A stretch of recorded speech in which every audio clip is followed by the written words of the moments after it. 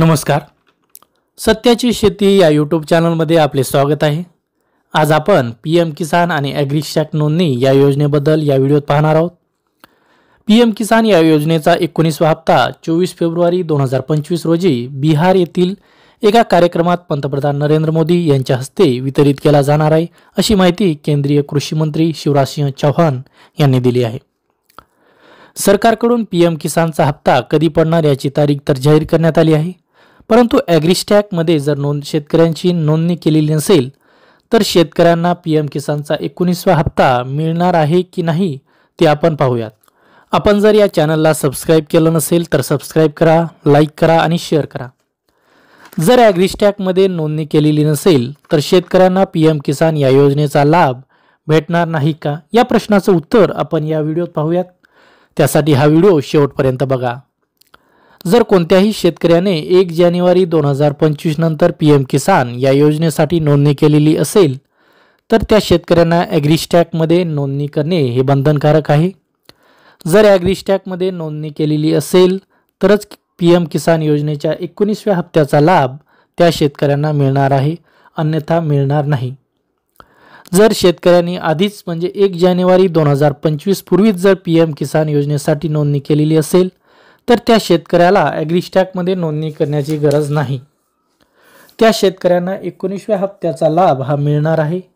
पण त्या शेतकऱ्याला आधीच्या हप्त्याचा लाभ मिळालेला असेल तरच त्या शेतकऱ्याला 19व्या हप्त्याचा लाभ हा मिळणार आहे.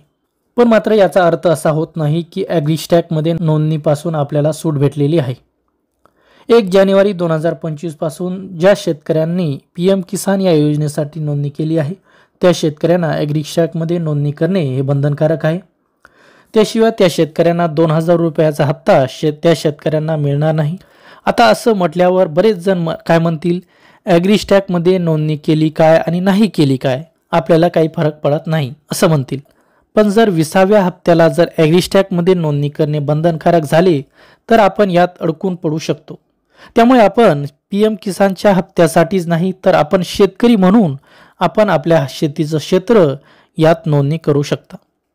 आता केंद्र सरकार सध्या शेतकऱ्यांची माहिती डिजिटल करून घेत आहे, त्यामुळे आपण ॲग्रीस्टॅकला नोंदणी करून यात सहभागी व्हावे. ॲग्रीस्टॅकमध्ये नोंदणी करण्यासाठी केंद्र सरकार आणि राज्य सरकारकडून शेतकऱ्यांना आवाहन केलं जात आहे. काही शेतकरी काय म्हणतील की आम्ही ॲग्रीस्टॅकला नोंदणी केलीच नाही तर काय होईल, त्याचा आम्हाला काय फायदा, यामध्ये काय होणार आहे, यामध्ये पीक विमा असेल, पीक कर्ज असेल, कर्जमाफी असेल, अनुदान, अतिवृष्टी, इतर अनुदान आणि हमीभाव खरेदी असेल. जर ॲग्रीस्टॅकमध्ये नोंदणी केली असेल तरच या योजनेचा लाभ हा आपल्याला मिळणार आहे, अन्यथा ॲग्रीस्टॅकमध्ये नोंदणी केली नसेल तर या सगळ्या योजनेचा लाभ हा आपल्याला मिळणार नाही. धन्यवाद.